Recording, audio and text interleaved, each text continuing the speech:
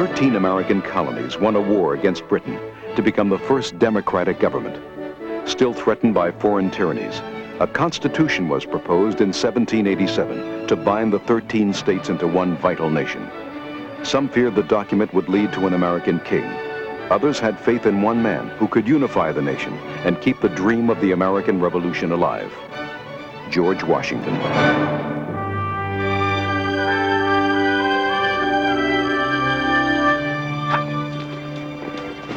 Caesar!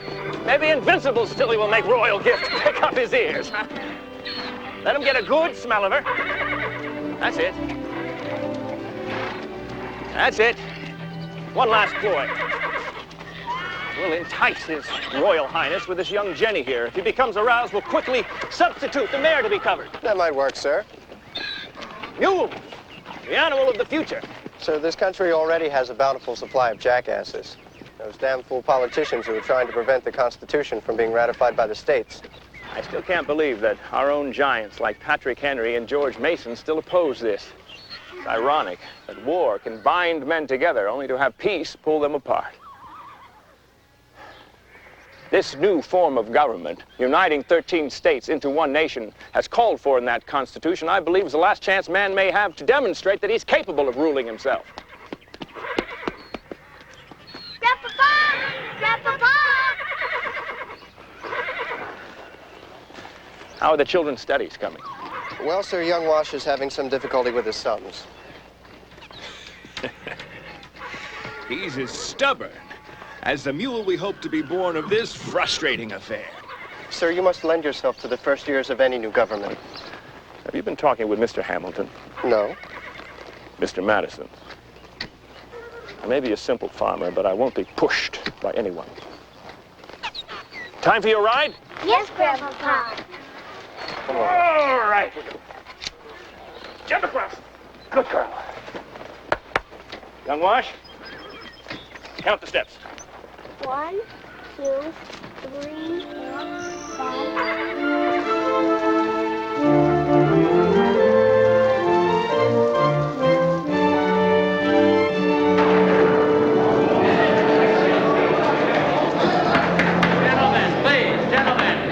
Mr. Patrick Henry has the floor. Where has the genius of America fled that we should bow to so unholy a document? Mr. Madison speaks of checks and balances. What good, sir, are specious imaginary balances? Rope dancing, chain rattling, ridiculous checks and contrivances. And who has authorized... Man is so persuasive, I had to feel my wrists to make sure that iron cuffs were not already biting into the flesh. It is the state through which the people must speak, and Mr. Madison knows that. Sir, I object. You, sir, and your Federalists have tried to scare us with what will happen to Virginia if we reject your Constitution.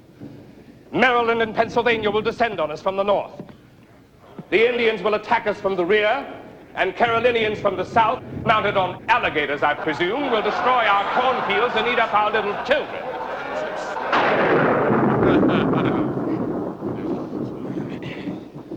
A consolidated government means a government by force and the death of liberty. Mr. Henry, they will swallow up and destroy our state courts. The tax power will enslave our people. I tell you, my friends, God himself would vote against this diabolical instrument. You see, he has spoken. Yes, sir. He objects, sir, to your intemperate speech.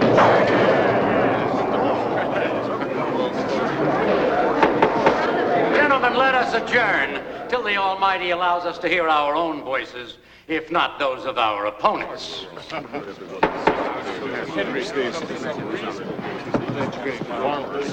commend you for your eloquence, Mr. Henry. We agree. The document is imperfect, but it is the best that can be gotten at this time. Your best, Governor Randolph, is my worst. Where is the Bill of Rights to protect our liberties? Sir, the door is open for amendment. We can add later the protections we all want. I say call a second constitutional convention to hear the real will of the people. Now that, sir, is an invitation to chaos. We have put in 5 torturous months to get this far. We cannot survive without a stronger government. The states fighting states' territories threatening Perhaps before the final vote, we could reach a compromise. You, sir, trumpeted your refusal to endorse the damnable document in Philadelphia. Now in Richmond, you sing its praises. Can your recent visit to the august George Washington at Mount Vernon have anything to do with such perfidious inconstancy? By God, sir, Governor? If George Washington agrees to serve, that great man's integrity will burn away all your knee-quaking fears of a king. I shall oppose ratification to my last breath, sir, and be damned. Then you damn this nation to chaos and anarchy and an ultimate decision by the sword. 2 stitches, 2 tiny stitches, and 1 across. Like this, ma'am?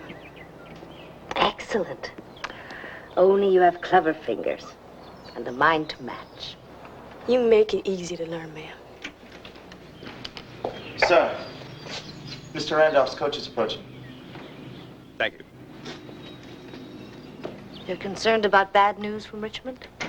If Virginia rejects this Constitution, I'd be devastated, of course. But if they ratify...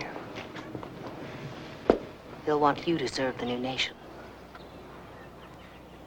We've been so happy here since the war. The last thing either of us wants is to leave Mount Vernon.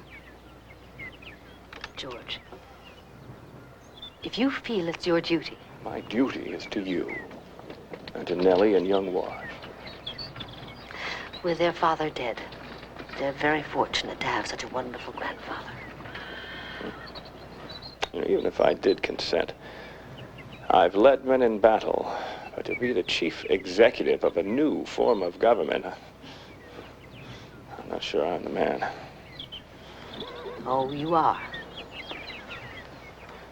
But do you want to be? You know, if I accept this office, I'd have to borrow money to travel to New York. You wouldn't. We are land poor. It's not a very auspicious beginning to a presidency. General Washington! Yes. Virginia has ratified. We have a constitution, a new government.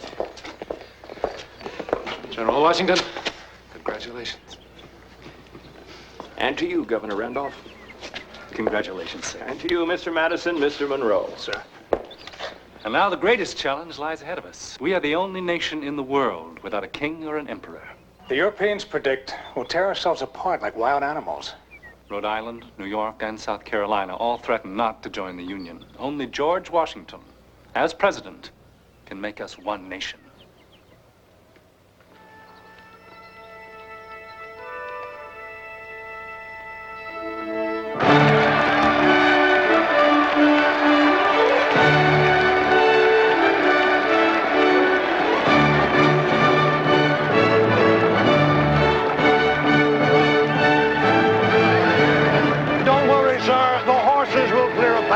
I don't want anyone hurt. I'll walk. But, sir, you'll never make it to the president's house through this mob.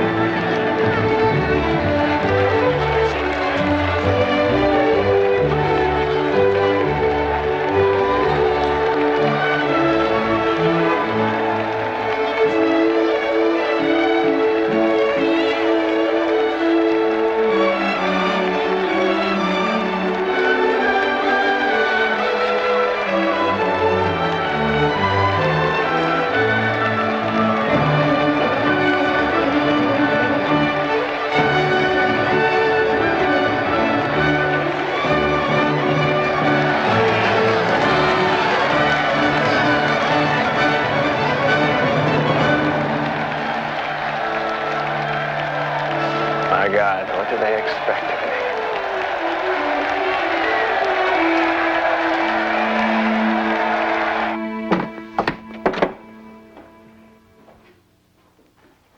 Thomas Jefferson. Mr. President. I can't tell you how anxious I have been awaiting your arrival. I suppose that you weren't aware of just how much I've needed you here. I am here, sir, only because of you. I'd serve no other man in such a task. May I congratulate you on your daughter's marriage? Thank you, Mr. President. I shall miss her, but I have my little Polly to raise. She'll be my comfort now. They told me you were here. For years, I've looked forward to meeting the man who wrote the Declaration. You're a legend in your own time, Mr. Jefferson. Alexander Hamilton. You exaggerate my eminence, sir. I'm equally honored to meet you. Well, would you two gentlemen care to adjourn this mutual admiration society long enough for a brandy? How fortunate I am to have two such remarkable men at my service.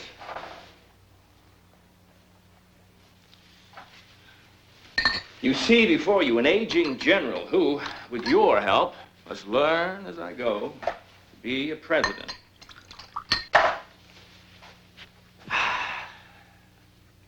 To my Secretary of State, Mr. Jefferson, and my Secretary of Treasury, Mr. Hamilton. To the three of us. May the nation grow and prosper under our benevolent attentions. Hear, hear. Good evening, sir. Shall we, my dear?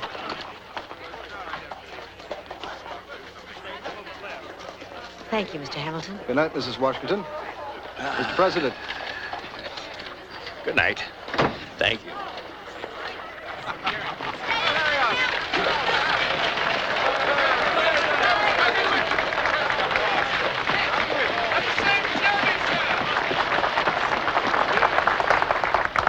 Listen to them. I trust they still hail him as their savior after they learn of my financial plan. Make sure no one reveals the details before we present it to the Congress. Alex, I'm your cousin, I'm your deputy. You know I'll be vigilant. Don't worry. The president's prestige will carry your plan through Congress with flying colors.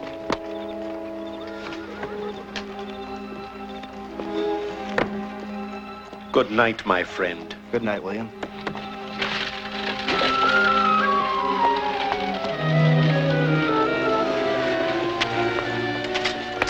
Damn it, at least wait till he gets around the corner. I couldn't wait, sir. Is the news good or bad?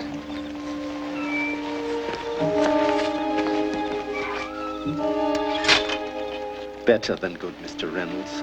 The man has revealed to me his complete financial system and the data presented to Congress. One of the mainsprings is redemption at face value of the certificates issued as money by the Continental Congress during the war. Mr. Hamilton hopes this will give stability to the new federal government. To fatten our purses first, eh, sir? You will have less than a month to gallop through the backcountry and buy up those certificates. Little tongue oil should get them dirt cheap. The ex-soldiers already think they're all but worthless. I'll be on the road before dawn. Sir, I appreciate this. You won't regret it.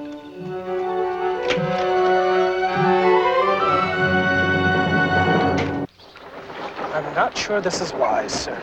Wise? The Constitution requires that the President seek out the advice and consent of the Senate on treaties. What can be the harm in going there in person? Many of their debates have been marked by anger. Yes, well, perhaps we can bring a little harmony to our senators. That's very good. I'm not so sure Congress feels as charitable towards their president either. They certainly took their time approving your heads of departments. Don't get me started on that again. Oh, they should have jumped for joy to have men like Randolph and Hamilton and Jefferson. And you, Mr. Secretary of War. I'm afraid that some senators denounce the new government as a plot to establish a monarchy, a trap to destroy the people's liberty. Yes, well, thank you for your cheerful reminder, General Knox. It makes me feel like, actually, it makes me feel like Daniel about to enter the lion's den. Motion is so carried. Gentleman from Virginia. Mr. President of the Senate, fellow members, I propose a tax on every slave that's imported into the United States. Since it is the great defect of our new Constitution that it suffers such a vile business to go on. Virginia speaks so piously. She has all the slaves she needs. But the slave trade is the lifeblood of the lower South. Now, if Virginia thinks slavery such an evil institution, then let her begin by freeing her own slaves. Gentlemen, your forbearance. President Washington has arrived. Mr. Vice President, gentlemen of the Senate, please. I have drafted instructions for the commission, which I have appointed with your approval, to negotiate a treaty with the Southern Indians. If the President of the Senate would kindly read the preamble, I would thereafter be grateful for your advice and consent. Mr. President. Thank you. The treaty with the... Look at him. He's taken our vice president's chair. He means to tread on the necks of the Senate. On the part and behalf of the said states, and the undersigned kings, chiefs, and warriors of the Creek Nation of Indians, on the part and behalf of the said nation. What did he say? Something about Indians? There shall louder, be perpetual sir. peace and friendship. Louder! Yes. I can't hear you. Article 1. There shall be perpetual peace and friendship between all the citizens of the United States of America and all the individuals, towns, and tribes of the upper... This is a flim-flam, sir. We must have that treaty in our hands to read at leisure. What chance is there for a fair investigation while the President of the United States sits there on the dais like a pasha with his Secretary of War there to support his opinions? The great man intends to overawe the timid and neutral parts of the Senate. This treaty is of crucial concern to Georgia. And in the name of that great state, I would propose that we postpone this matter till Monday. I move that this treaty be submitted to a committee for study. I move that we defer action until further study. This defeats the very purpose of my coming here.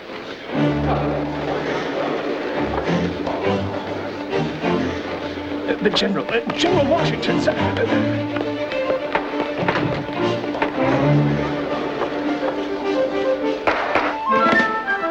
General Washington, sir. I'll be damned if I'll ever go there again. Easy on that. It makes you a little crazy. What do you expect me to be? I trusted you. There are big ears. The holier of them now, Virginians. I borrowed to invest in those certificates. And that bloody Congress still refuses to pass Hamilton's plan to fund the debt. Prices on the damn script bounce up and down on every rumor. I can't even decide when to cut my losses and sell out. Calm down, I told you. Calm down. With a cell in debtor's prison waiting for me. No, you've had enough. And I've had enough of your sniveling. I, too, have my fortune in those certificates. Now, just hold on for a little while more. Hamilton will persuade that Congress yet. I know the man.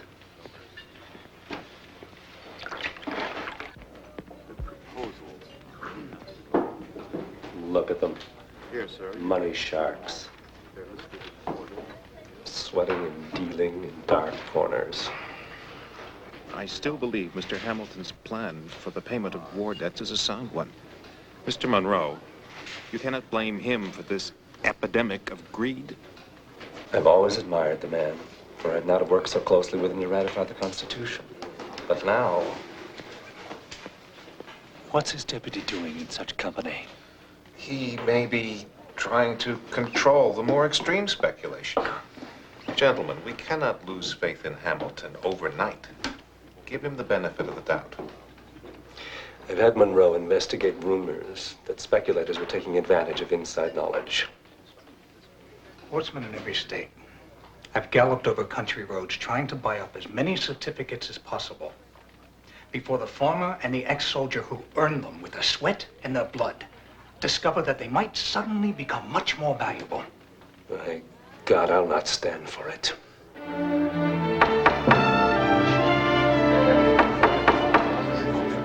Chair recognizes the gentleman from Virginia. Gentlemen, I would like to introduce, instead of Mr. Hamilton's redemption of certificate scheme, an alternative bill which provides that only some of the value of the certificates be paid to the present holder and the rest to the original holder. That's fiscal heresy. You'd rob a man of what is rightfully his? That, sir, is exactly what many of these so-called speculators, I call them blood-sucking vipers, have done to our poor ex-soldiers. My bill, I submit as a plea for human justice to those who sacrificed so much to bring this nation to birth.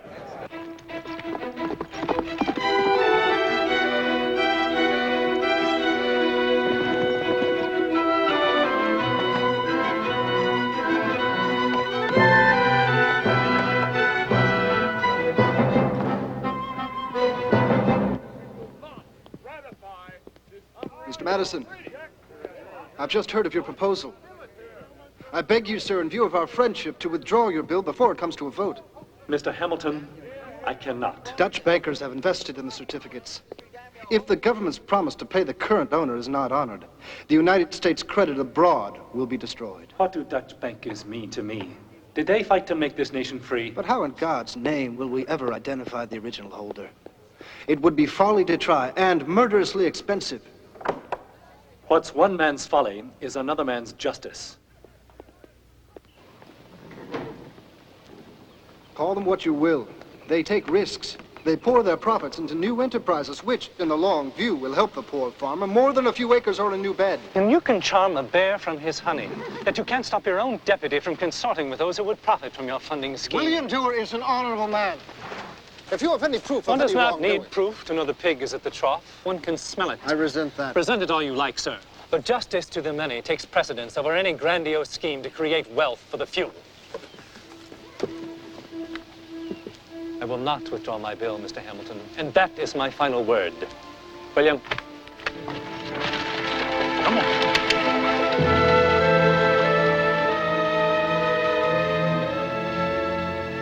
Sir, I don't like your tone. Nevertheless, as Treasury Secretary, if I should order an investigation of uncontrolled speculation, will it uncover any activity of yours which might compromise not only you, but inevitably me and my entire financial program? No, of course not. Why do you cross-examine me like this? You're supposed to be my friend. Which is why I'm going to suggest that you consider resigning.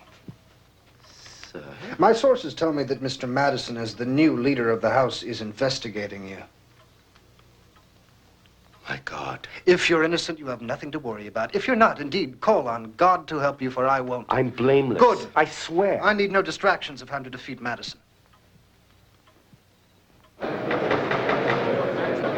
clerk will announce the final vote. House Bill 61, Mr. Madison's plan, has failed to carry by a vote of 29 to 21. Next order of business. Mr. Speaker. Chair recognizes the gentleman from New York. Sir, on behalf of the Treasury Secretary, I hereby propose passage of what Mr. Hamilton has called assumption. The federal government will take over all war debts still unpaid by the states.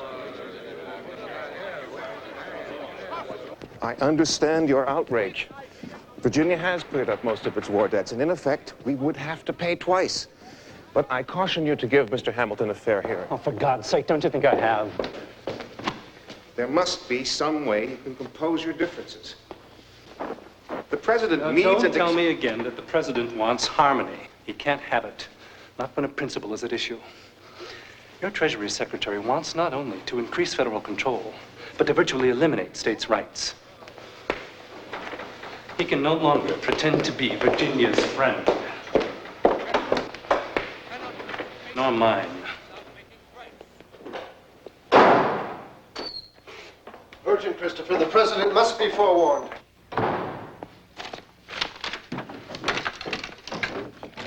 Sir, I had hoped to spare you, but now the whispers have started. There's a serious breach with Madison that could destroy the Treasury's entire fiscal plan. Yes, I've heard. We must do away with the state's 13 conflicting systems of finance. Yes, I understand. Only a central authority can pay public creditors and restore public confidence in the government. I'll talk to him, Mr. Hamilton. Sir, I didn't mean to upset you. Well, I am upset, Mr. Hamilton, at both you and Madison for not coming to me with this sooner. But now that it's public knowledge, you'll both play to the gallery. It'll make this breach even more impossible to... Are you all right? Yes. Yes, please just leave me. To think.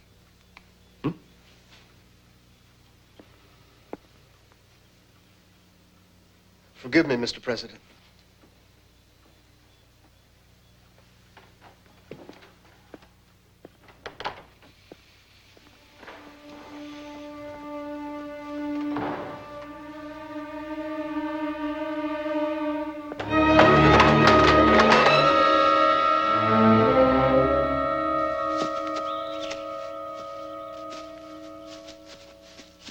We would have to open your legs, sir. Evidence hasn't failed me. Yet.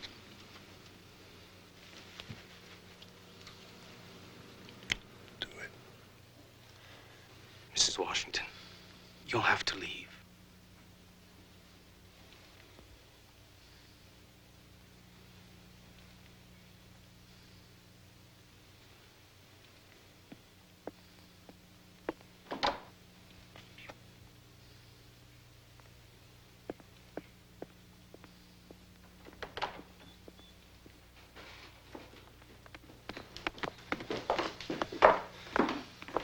How is he? Almost gone. What? They're going to try to cut out the carbuncle, but it's very doubtful.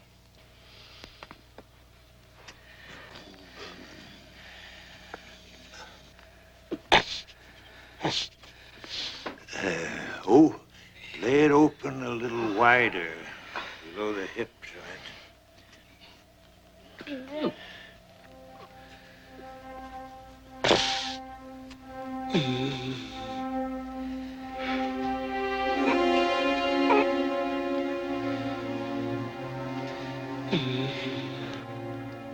The tumor is a little deeper than we thought. Can you get it all? Yes, it'll take more time and be more painful. You heard the president.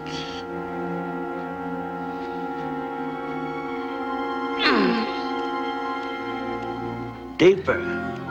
Get all of it.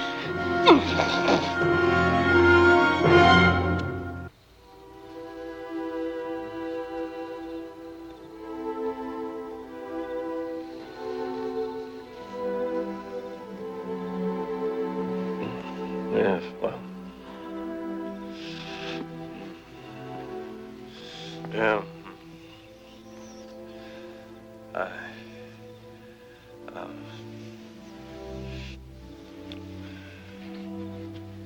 George. Water. Just a bit now. Right.